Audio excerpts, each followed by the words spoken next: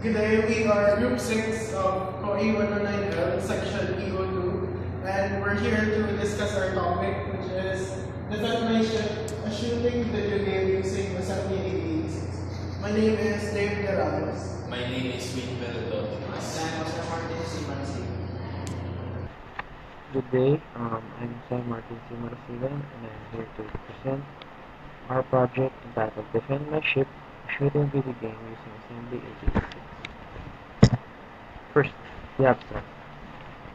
The dawn of video games starts in the 1950s, when scientists began simulations for research or simply just for fun. Nowadays, we can play video games on almost any platform, may it be mobile phones, laptops, and consoles like Xbox or PlayStation. The Intel 8086 and 8088 were the first CPUs to have an instruction set that uses assembly programming. Now, what is assembly?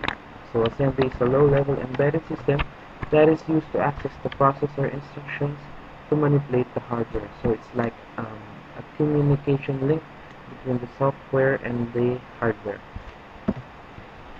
For the introduction of our project, shooting games are considered a subgenre of action games to which the users are expected to defeat their character's enemies with long-range weapons such as guns or missiles. Now, these days, the most popular shooting game I know are Counter-Strike and Call of Duty. So, there are different types of shooting games to which each category is dependent on how you view the character. So, for our game, it is considered as a third-person shooting game since the main character or the ship can be seen as a whole and can be controlled in top view mode. So, in our paper, we use assembly level programming 8086 as our language in creating a shooting game which aims to be fun yet challenging at the same time.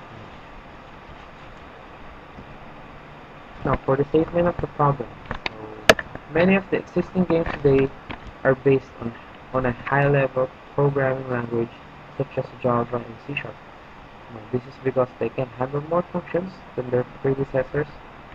The Assembly 8086 is considered as a low-level programming language which are often used for direct hardware manipulation or have an access to a processor's instructions.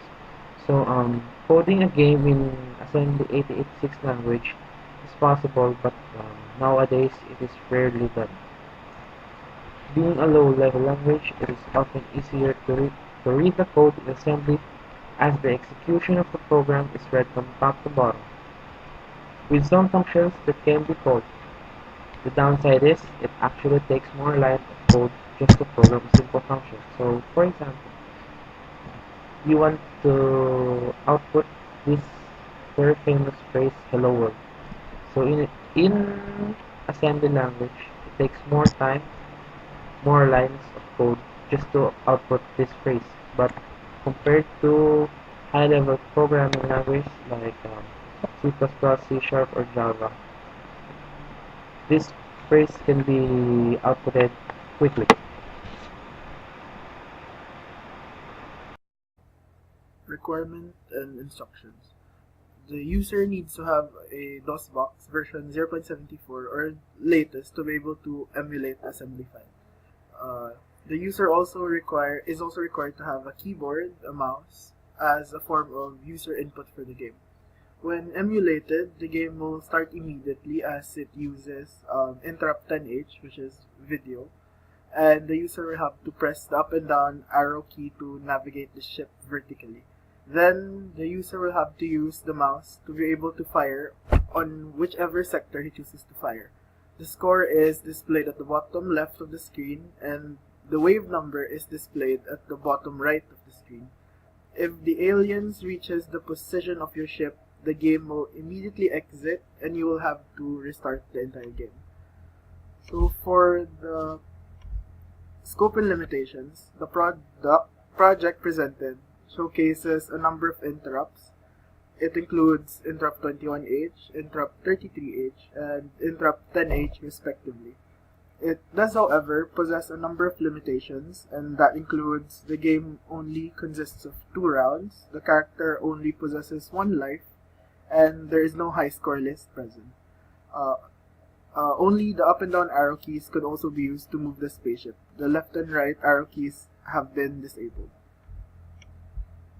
For the user interface, so this is how it looks like, which would be explained further in the next few slides. So, as stated, the character can only move up and down, and you can only have 2 levels, and it would restart when the aliens reaches the spaceship.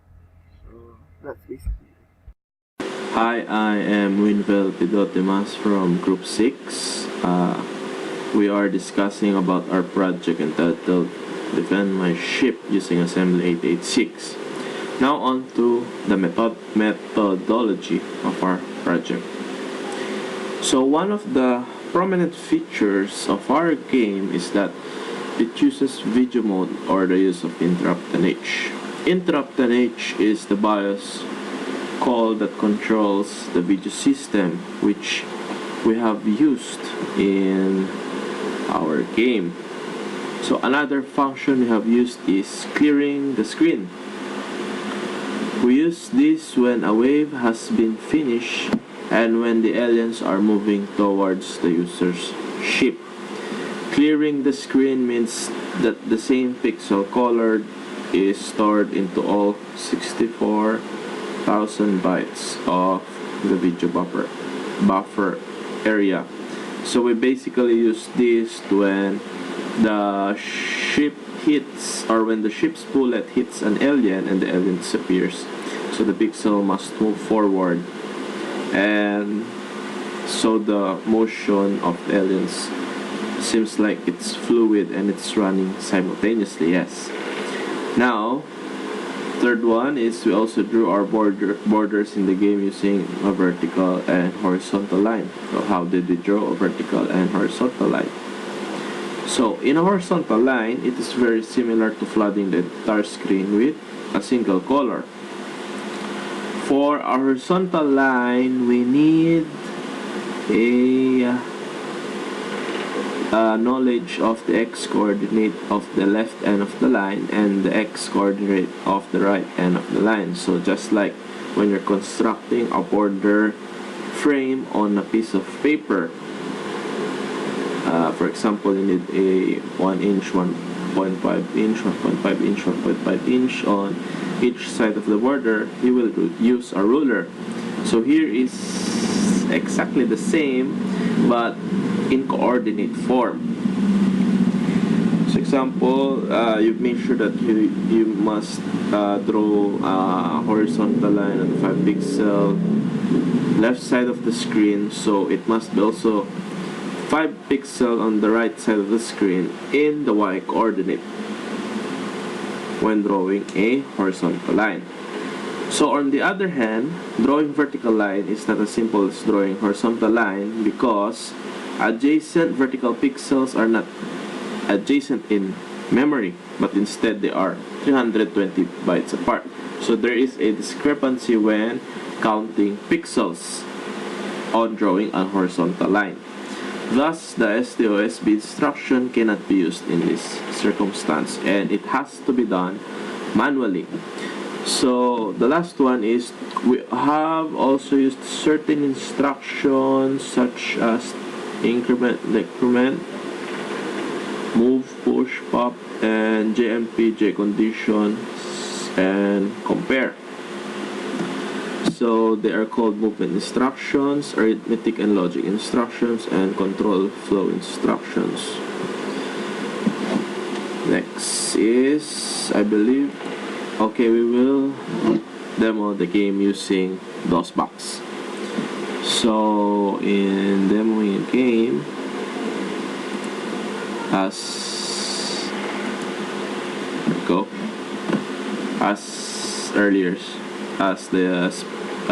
my group mate earlier said, we need a DOSBox to emulate the assembly file. So we will run the game.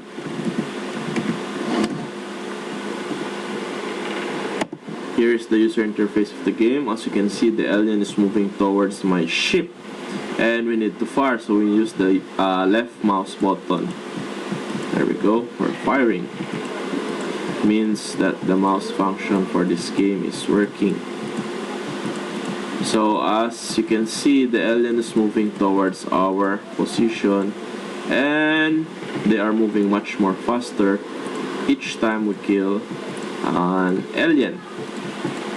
As you can see on the lower left on the screen, the score is increasing as every time I kill an alien. And on the bottom right part of the screen, you can see what number or wave is it from.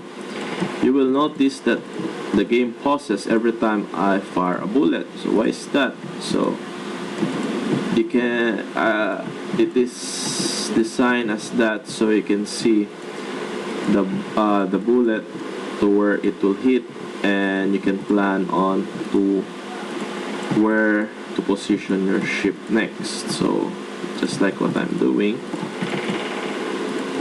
planning which position the ship to position next so that I can kill the remaining aliens. So as you can see, our game is a bit challenging because every time I kill an alien, they move a lot faster, and henceforth it will reach my position. And when it reaches my position, I'm dead. The game exits just like that. So when you are able to finish the first wave, you will then go to the second and last wave. Hopefully you will finish our game. Okay, next. Sorry.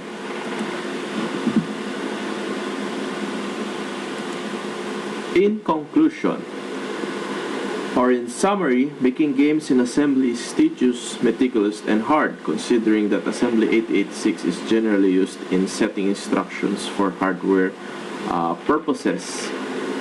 But the advantages of using assembly language for coding a game is that it uses less memory, faster in terms of speed.